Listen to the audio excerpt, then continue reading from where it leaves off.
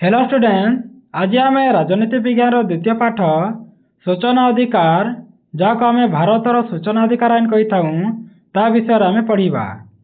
तो सूचना अधिकार आईन 2005 मसीहा अक्टोबर 12 तारीख रु जम्मू काश्मीर राज्य को जदि छाणीदेवा ताहले भारतर अन्य सबु राज्य रे लागू हो गला एवं ओडिशा रे सही वर्ष नवेम्बर मास 19 तारीख दिन कार्यकारी होइथिला। तो भारतर सर्वोच्च न्यायालय मतरे भारत संविधान तृतीय भागर धारा 19 रे नागरिक माननकु जो बाक स्वाधीनता मिली अछि बा मौलिक अधिकार मिली ता पदा रूपे करा जायछि। तो सूचना अधिकार तार एक अंश विशेष रूपे अछि। एही आईन बलरे सर्वसाधारण कार्य करुवा कर्मचारी गुड़ाक कर्मसंस्था अथवा कार्यालय मानकर कार्यावली संबंध में जानिबा अधिकार ए देशर प्रत्येक नागरिक पाइछंती बा आम देशर जेते लोक भी होइछंती तांकर एटा अधिकार अछि जे जेते भी सरकारी कर्मचारी अछंती तांका विषय रे सब जिनिस जानिबा बा केउ काम कोन करूछंती केते काम सरीला केते टंका आसुची सबु लोक माननकु बा सबु भारतर नागरिकों को जानिबार अधिकार अछि। या पूर्वरु भारतीय माने कोनोसी सरकारी तथ्य पाई पारु नथिले। सेहिति पई 1923 मसीहा रे प्रणीत सरकारी गोपनीयता आईन बल एपरी तथ्य देवाकू मना करा जायथिला। तो सूचना अधिकार आईन मुख्य उद्देश्य कौन ता विषय जानिबा। तो यही आईन यार मुख्य उद्देश्य संपर्क में वर्णना करा जाई तीन गोटी विषय गुरुत्व दिया। गोटे है सरकारक तथा सूचना अधिकार परिसरभुक्त अन्य समस्त कर्तृपक्षर कार्यावली को सूचना माध्यम प्रकाश करी स्वच्छता रक्षा करवा। सरकार कौन काम करुछंती ता आमे जानी परिबा हैला बा भारतर नागरिक सेटा जानी परिबे। तापरे देशर नागरिक मानक निकटरे सरकारी कल यार समस्त कार्य पय उत्तरदायी रहिबे बा सरकार केउ काम जोथंती तो सेटा को आम नागरिक मानकू कहबाकू पड़िबो बा देशर नागरिक मानकू। तो अर्थात कार्य अवहेला करथिले किंबा भूल निष्पत्ति नेउथिले कर्मचारी मुने निजे एथि लागि उत्तरदायी रही थांती। तापरे सर्वोपरि देश को तथा समाज को दुर्नीति प्रतिहत मध्य करिबा।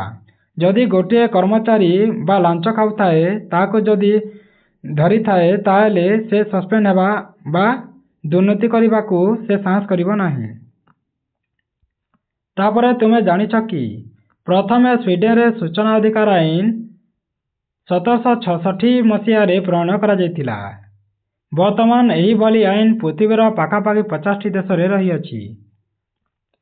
तापरे संविधान अनुजाई संसद राज्य विधानमंडल द्वारा प्रणीत आईन द्वारा सरकारी आदेश बल रे गठित होइथाए और प्रतिष्ठित होइतिबा प्रतिष्ठान और सरकारक द्वारा परिचालित बा आर्थिक अनुदान प्राप्त समस्त संस्था और स्वेच्छासेवी अनुष्ठान एही सबु सूचना अधिकार आईन अंतर्भुक्त अटंती बा एही सबु सूचना देतांती नागरिक मानकू देशर। तो सूचना अधिकार आईन आम पार्लियामेंट रे 2005 मसीह परिणत होगा पूर्व देशर विभिन्न राज्य रे संपर्कित आईन तैयारी करा जायतिला। सर्वप्रथम 1996 मसीह तमिलनाडु विधानसभा सूचना अधिकार आईन प्रणयन करा जायतिला। यह तुम मन रखिथिबो प्रश्न रे परिपारे जे राज्यर सर्वप्रथम सूचना अधिकार आईन केबे प्रणयन करा जायतिला। तो तमे कहबो तमिलनाडु राज्य रे प्रथम करा जायतिला और ता 1996 मसीह रे। या परे 1997 मसीह रे गोवा रे एही प्रणयन आईन करा जायतिला। तो परवर्ती समय रे राजस्थान, कर्नाटक, महाराष्ट्र, दिल्ली, आसाम राज्यर विधानसभा मानकरे सेही राज्य मानक पय सूचना अधिकार आईन प्रणयन करा जायतिला।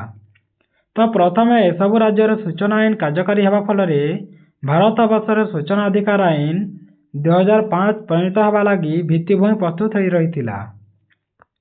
तापरे सूचना किपरि मिली पारिबो ता विषय आमे जानिबा। तो आम देशर जेकोसी नागरिक जेकोसी घटना हो निष्पत्ति बा योजनार कार्यकारिता संपर्क में तथ्य पाइबाकू चाहिले से निर्दिष्ट फॉर्म रे दस्तखत करि पारिबे बा दरखास्त करि पारिबे गोटे लेटर लिखि पारिबे एप्लिकेशन टा हला। तो केवल दारिद्र्य सीमा रेखा तले थिबा बीपीएस दरखास्त माननकू कौनसी फी देवाकू पड़िबो नाही बा पड़ी न था हला आमे फ्री रे ही आमे पाई पारिबा। तो अन्य माने 10 टंका लेखा फी देबे ଏହି ଫିସ୍ ସିଧାସଳଖ ଭାବେ ନଗଦ ଅର୍ଥ ଆକାରରେ ବା ଟ୍ରେଜେରୀ ଚାଲାଣ ଜରିଆରେ ଆମେ ଦେଇପାରିବା। ପ୍ରତ୍ୟେକ କାର୍ଯ୍ୟାଳୟରେ କାର୍ଯ୍ୟ କରୁଥିବା ସହକାରୀ ଲୋକ ସୂଚନା ଅଧିକାର, ଯାହାକୁ ଆମେ APIO କହିଥାଉ, ବା ଲୋକ ସୂଚନା ଅଧିକାର ବା PIOଙ୍କ ନିକଟରେ ଆମେ ଏହି ଦରଖାସ୍ତ ଫର୍ମ ଦାଖଲ କରିପାରିବା। ନଚେତ୍ ଏକ ଡାକ ଯୋଗେ ବା ଇମେଲ ଜରିଆରେ ପଠାଇ ପାରିବା। କେତେକ ତଥ୍ୟକୁ ବାଦ ଦେଇ ଆବେଦନକାରୀମାନେ ଅନ୍ୟ ଯେକୌଣସି ତଥ୍ୟ ଜାଣିବାକୁ ଚାହାନ୍ତି ତାହା ତାଙ୍କୁ ଯୋଗାଇ ଦିଆଯାଇଥାଏ। ମାତ୍ର 20 ବର୍ଷ ଅଧିକ ପୂର୍ବର ଘଟଣା ହୋଇଥିଲେ ସେ ସମ୍ପର୍କିତ ତଥ୍ୟ ଦିଆଯାଇପାରିବ ନାହିଁ। ତ ଆବେଦନକାରୀ ଦରଖାସ୍ତ ଦେବାର 30 ଦିନ ମଧ୍ୟରେ ତାଙ୍କୁ ସୂଚନା ଦେବାକୁ ପଡ଼ିଥାଏ। ଏଇଟା ସବୁ ମନେ ରଖିଥିବ ହେଲା। କେତେ ବର୍ଷ ପୂର୍ବେ ତଥ୍ୟ ଦିଆଯାଇପାରିବ ନାହିଁ ବେଲେ ତୁମେ କହିବ 20 ବର୍ଷ ପରେ। ଆଉ ଆବେଦନକାରୀ ଦରଖାସ୍ତ ଦେବାର 30 ଦିନ ମଧ୍ୟରେ ହିଁ ତାଙ୍କୁ ସୂଚନା ଦେବାକୁ ପଡ଼ିଥାଏ। ଏଇଟା ବି ମନେ ରଖିଥିବ। ଏପରିକି ସୂଚନା ଯଦି କୌଣସି ବ୍ୟକ୍ତିଙ୍କ ଜୀବନ ବା ବ୍ୟକ୍ତିଗତ ସ୍ୱାଧୀନତା ସମ୍ପର୍କରେ ଥିବ ତାହେଲେ ତାହା 48 ଘଣ୍ଟା ମଧ୍ୟରେ ହିଁ ସୂଚନା ଦିଆଯାଇଥାଏ। ତ ମଗାଯାଇଥିବା ସୂଚନା ଯଦି କୌଣସି ତୃତୀୟ ପକ୍ଷଠାରୁ ସଂଗ୍ରହ କରିବାକୁ ପଡ଼ୁଥିବ ତେବେ ଏଥିଲାଗି ନିର୍ଦ୍ଧାରିତ ସମୟ 30 ଦିନ ବାଦ ଅଧିକ 10 ଦିନ ସମୟ ଲାଗିଥାଏ।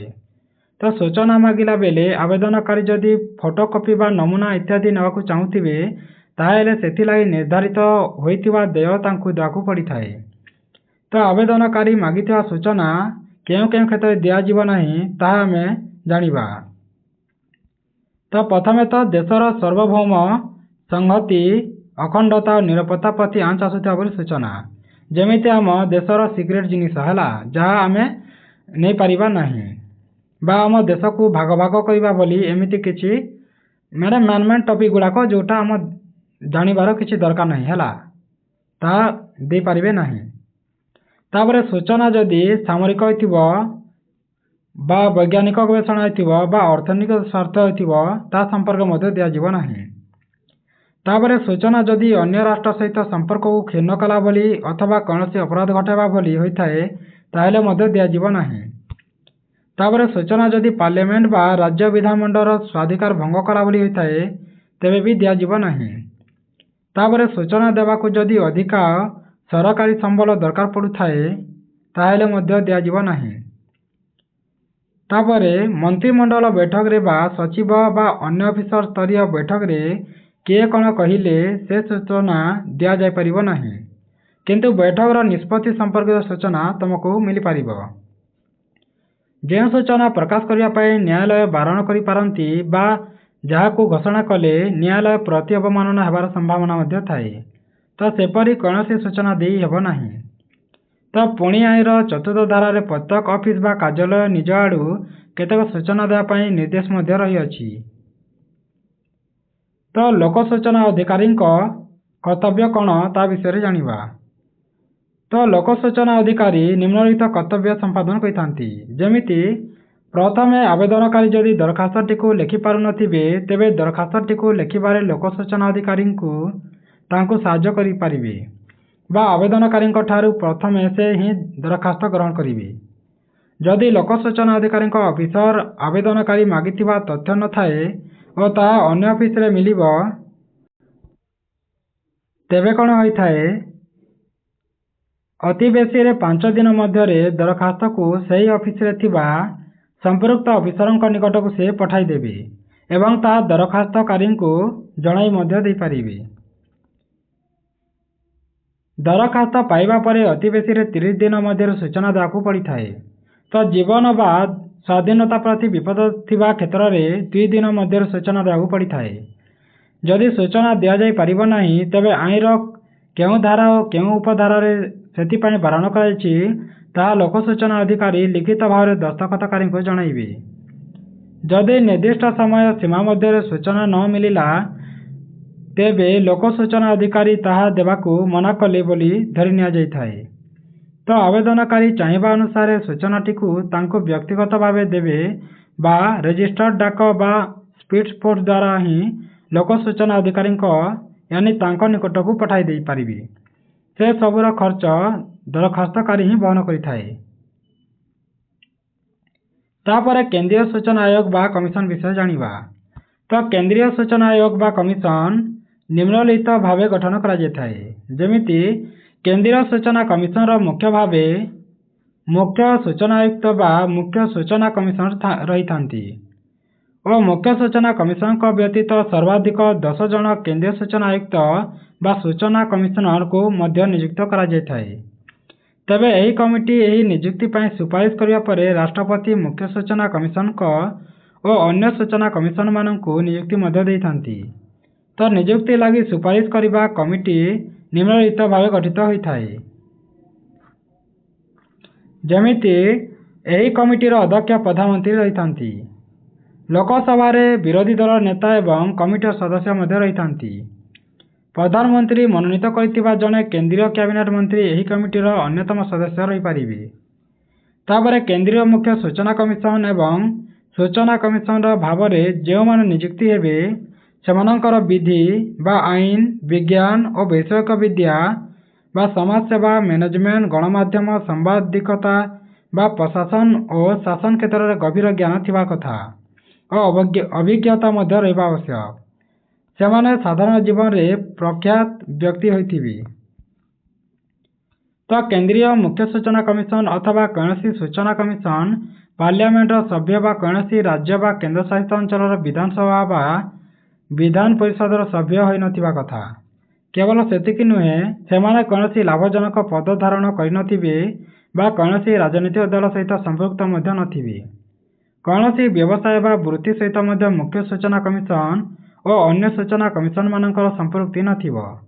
तो केंद्रीय सूचना कमिशन को मुख्य कार्यालय दिल्ली ठारे अछि।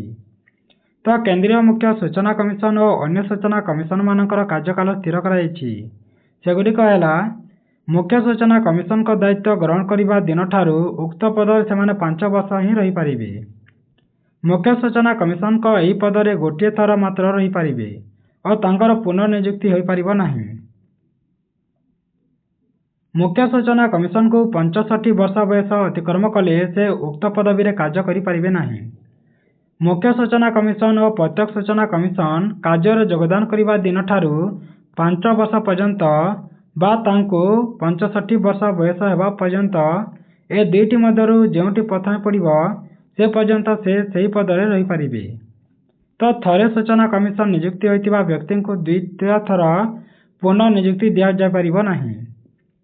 सूचना कमिशनर जदि केंद्रर मुख्य सूचना कमिशन पद पर योग्य विवेचित होती तेबे सही पद रे तांको नियुक्ति मिल पारि थाए।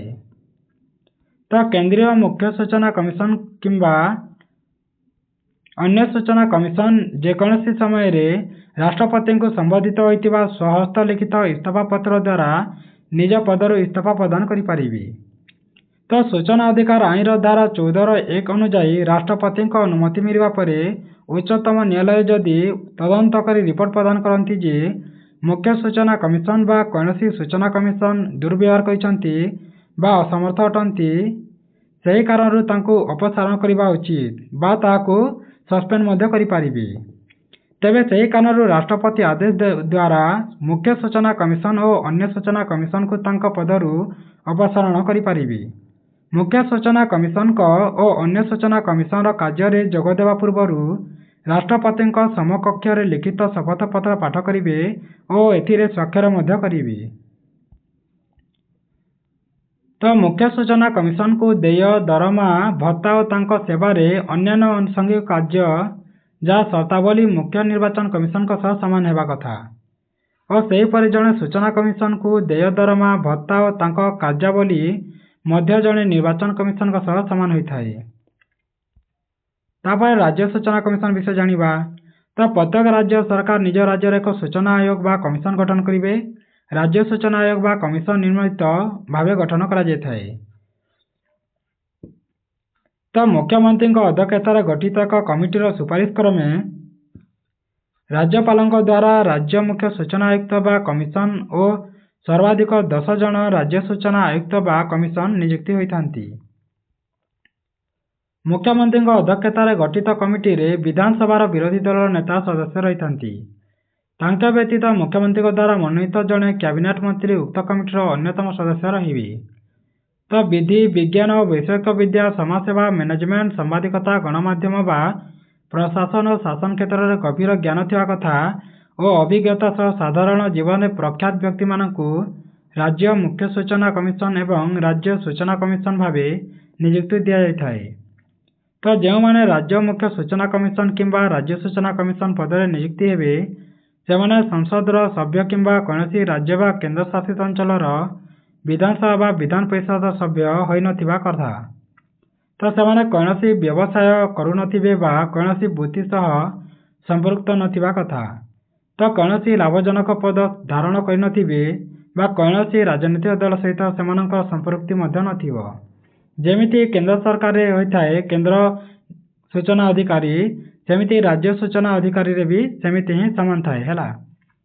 ତ ରାଜ୍ୟ ମୁଖ୍ୟ ସୂଚନା କମିଶନଙ୍କ ତାଙ୍କ କାର୍ଯ୍ୟରେ ଯୋଗଦାନ ଦିବସ ଠାରୁ 5 ବର୍ଷ ପର୍ଯ୍ୟନ୍ତ ଉକ୍ତ ପଦରେ ରହିପାରିବେ ଓ ପୁନର୍ବିଚାର ନିଯୁକ୍ତି ପାଇପାରିବେ ନାହିଁ।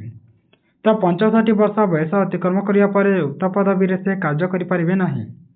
ସେହିପରି ନିଜ କାର୍ଯ୍ୟରେ ଯୋଗଦାନ ଦିବସ ଠାରୁ ପ୍ରତ୍ୟେକ ରାଜ୍ୟ ସୂଚନା କମିଶନ 5 ବର୍ଷ ପର୍ଯ୍ୟନ୍ତ କିମ୍ବା ତାଙ୍କୁ 65 ବର୍ଷ ବୟସ ହେବା ପର୍ଯ୍ୟନ୍ତ ଏ ଦୁଇଟି ମଧ୍ୟରୁ ଯେଉଁଟି ପ୍ରଥମେ ପଡ଼ିବ ସେ ପର୍ଯ୍ୟନ୍ତ ପଦ ଧାରଣ କରିପାରିବେ।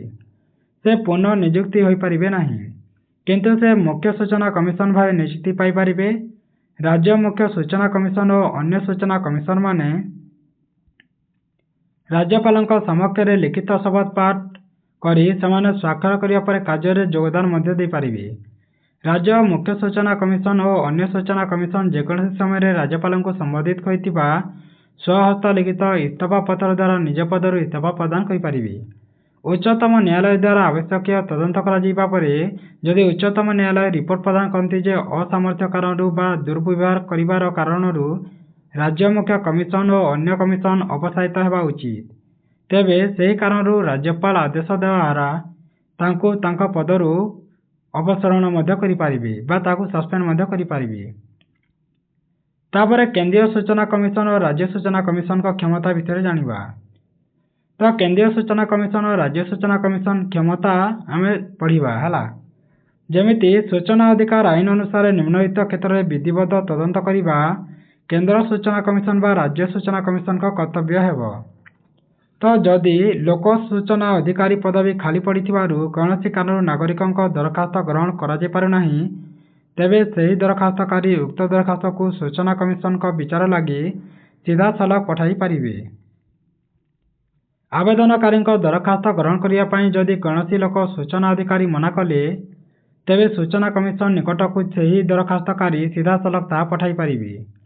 ସୂଚନା ପାଇବାକୁ ଦରଖାସ୍ତ ଦେଇ ଯଦି ନିର୍ଦ୍ଦିଷ୍ଟ ସମୟ ସୀମା ମଧ୍ୟରେ ଲୋକ ସୂଚନା ଅଧିକାରୀ ସୂଚନା ଦେଇ ପାରିଲେ ନାହିଁ, ତେବେ ଦରଖାସ୍ତକାରୀ ସିଧାସଳଖ ସୂଚନା କମିଶନଙ୍କ ପାଖକୁ ତାହା ପଠାଇ ପାରିବେ।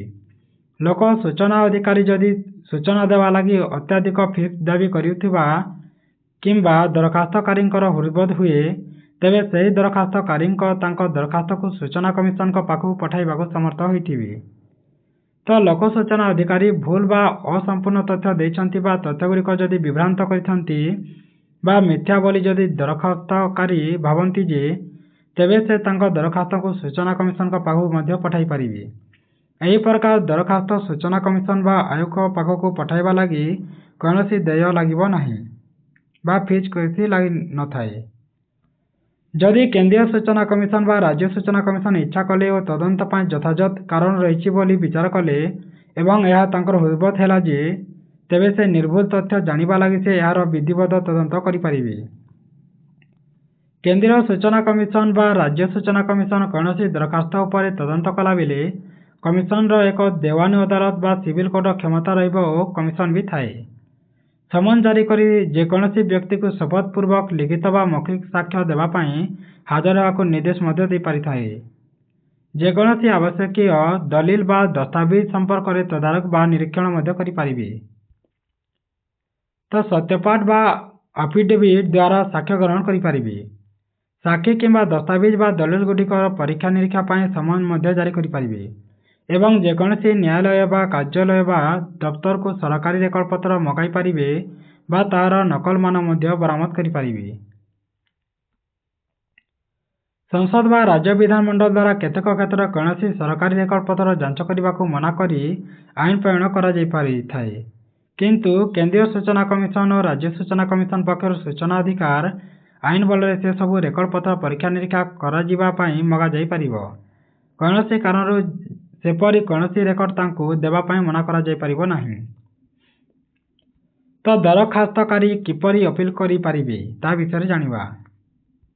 तो दरखास्तकारी जदि मागिथिबा सूचना निर्धारित समय सीमा मध्य न पाइले बा लोक सूचना अधिकारी निष्पत्ति रे क्षुब्ध हेले तेबे तांको कार्य उपरे से सही ऑफिसर रे बा ऑफिस रे थिबा प्रथम अपील अधिकारी निकट रे प्रथम अपील करि पारिबे। एथि लागि निर्दिष्ट फॉर्म पूरण करिया पड़िबो। बीपीएल श्रेणीभुक्त दरखास्तकारी माननकु एथि लागि कौनसी पैसा दाकु पड़ि न थाए। अन्य मानक क्षेत्र रे 20 टंकार कोर्ट फी स्टाम्प लगाई दस्तखत करबाकू पड़ी थाए। तो मिलिथिबा सूचना असंपूर्ण बा भूल थिले दरखास्तकारी अपील करि पारिबे। जदि लोक सूचना अधिकारी देथिबा तथ्य से संतुष्ट नहंती तेबे दरखास्तकारी या विरोध में 30 दिन मध्य अपील करिवार व्यवस्था मध्य अछि। जदि 30 दिन मध्य अपील करि न पारिबार यथार्थ कारण रही अछि तेबे ताहा दर्शाई उक्त समय सीमा पार हेबा परे मध्य अपील करि हेबो। प्रथम अपील अधिकारी को तांकर निष्पत्ति 30 दिन बाद जुक्तियुक्त कारण दर्शाई सर्वमोट 45 दिन मध्य निष्पत्ति दाकू पड़ी थाए। कोटा केते दिन पर्यंत रही पारिबो ता तमे मन रखिथिबो हैला। जेमिति प्रथम अपील जोटा आमे अधिकारी को कहि थाउ तांकर निष्पत्ति पय 30 दिन ही लागि थाए। और जदि आमे देखिबा जुक्तियुक्त कारण जदि दर्शाई पारिबे तारे तमे केवल 45 दिन मध्य रे निष्पत्ति दाकू बाध्य हेबे हैला। तापरे प्रथम अपील अधिकारी निष्पत्ति रे जदि दरखास्तकारी संतुष्ट न हुअंती तेबे निष्पत्ति तारीख ठारू 90 दिन मध्य सूचना कमिशन निकट रे द्वितीय बार तमे अपील करि पारिबो। तो यथार्थ कारण थाई 90 दिन मध्य अपीलकारी अपील करि पाइ नथिले उक्त कारण दर्शाई 90 दिन परे इच्छा कले अपील मध्य करि पारिबो। बीपीएल श्रेणीभुक्त लोकंकु एथिपाई कौनसी पैसा दाकू पड़िबो नाही। अन्य मानकु 25 टंकार कोर्ट फी स्टाम्प दरखास्त रे लगाइबाकू पड़ी थाए और अन्य मानकु 25 टंकार कोर्ट फी स्टाम्प दरखास्त रे लगाइबाकू पड़ी थाए। या तमे सरकिथिबो हैला। तो केंद्रीय सूचना कमिशन बा राज्य सूचना कमिशन निकट द्वितीय अपील शुणाणी चलता बेले लोक सूचना अधिकारी बा प्रथम अपील अधिकारी को निज निज निष्पत्तिर यथार्थ संपर्क सूचना कमिशन को बुझाइबाकू पड़ी थाए। तो अपील करिथिबा व्यक्ति निजे उपस्थित रही पारिबे बा तांकर कौनसी प्रतिनिधि किंबा वकील को से लिखित भाव दायित्व मध्य देई पारिबे। सेमाने शुणाणी बेले उपस्थित रहिबे तांका पय केही उपस्थित न रहिले मध्य से न्याय पाई पारिबे। कौनसी अंतराय सृष्टि हेबो नाही। तो द्वितीय अपील शुणिबा परे सूचना कमिशन निष्पत्ति ही हेबो शेष और चूड़ांत निष्पत्ति होइथाए। तो एही आईन रे थिबा शास्ति विधान व्यवस्था करा जायछि। तो केंद्रीय सूचना कमिशन बा राज्य सूचना कमिशन अपील शुणिला बेले सूचना अधिकार आईन बल रे शास्ति विधान करिवार अधिकार मध्य तांकर रहिछि। जदि सूचना कमिशन मत पोषण करंती जे लोक सूचना अधिकारी अजुक्तिर भाव में दरखास्त ग्रहण करने को प्रत्याख्यान करछंती किंबा से देइतिबा सूचना असत्य थाए बा असंपूर्ण बा भ्रम्यमान थाए किंबा उक्त सूचना देवाको से मंद उद्देश्य थाई मना करछंती किंबा सूचना देवारे कौनसी प्रकार बाधा सृष्टि करछंती किंबा मगा जाइतिबा तथ्य संबलित रेकर्ड पत्र को नष्ट करी देछंती किंबा सूचना देवार धार्य दिन पार हो गला परे जेउ दिन से सूचना देछंती तेबे कमिशन दरखास्त ग्रहण करा जिबा पर्यंत बा सूचना प्रदान करा जिबा पर्यंत सेते दिन विलंब पाई दिन को 250 टंका हिसाब से सर्वाधिक 25,000 टंका पर्यंत से शास्ति विधान नहीं पारिबे जदि तमे जदि ठकुच हेले हैला। तो यही शास्तिर समुदाय परिणाम सरकार भरणा करि पारिबे नाही। तो लोक सूचना अधिकारी निज आयरु एही अर्थ राशि पैठ करि पारिबे किंतु तांको दंड विधान करिया पूर्व कमिशन प्रथमे उक्त लोक सूचना अधिकारी को निज सपक्ष वक्तव्य रखा और कागज पत्र देखा यथेष्ट तथा युक्तियुक्त सुजोग देइथांती। तो निजको निर्दोष बोली प्रमाण करने दायित्व लोक सूचना अधिकारी न्यस्त थिबार से यार स्पष्ट प्रमाण दे पारिबे।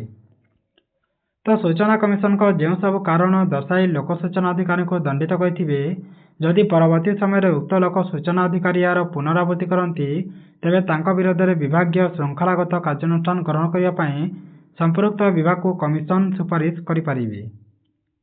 एटा थिला सूचना अधिकार आईन बल बा विषय रे। जदि यही वीडियोटी तुमको भल लगी तेबे तुम सांग मानक सहित शेयर करदेव और तुम जदि सब्सक्राइब करना ताले सब्सक्राइब करदेव। धन्यवाद।